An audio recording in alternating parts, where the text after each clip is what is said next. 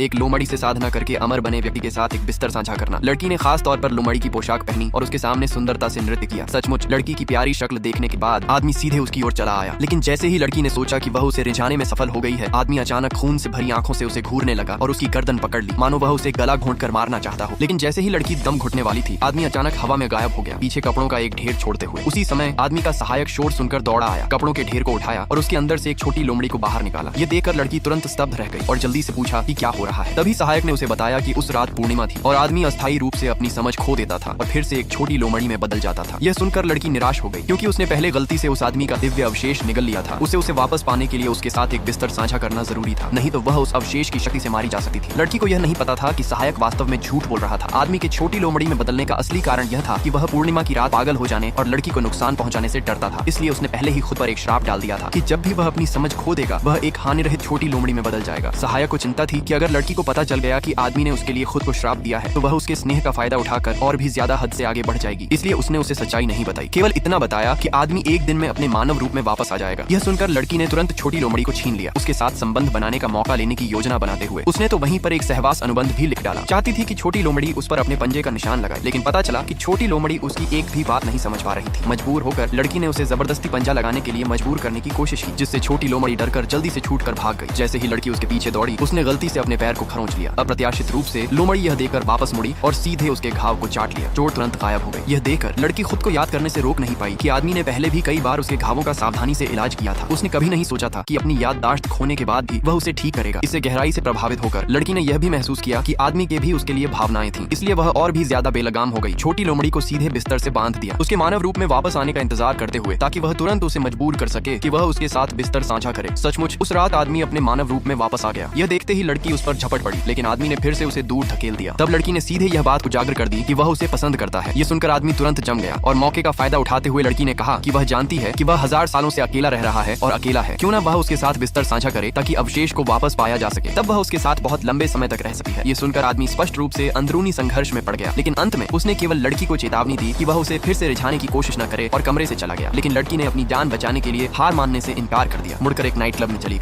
वहाँ की लड़कियों से पूछना चाहती थी कि किसी आदमी को कैसे रिझाया जाए। इसके बजाय मालिक ने सोचा कि वह पैसे खर्च करने आई है और सीधे एक समूह हैंडसम पुरुष मॉडलों को भेज दिया। और यह दृश्य उस आदमी ने देख लिया जो उस पर नजर रखे हुए था, जिससे उसके दिल में जलन की लहरें उठ गईं।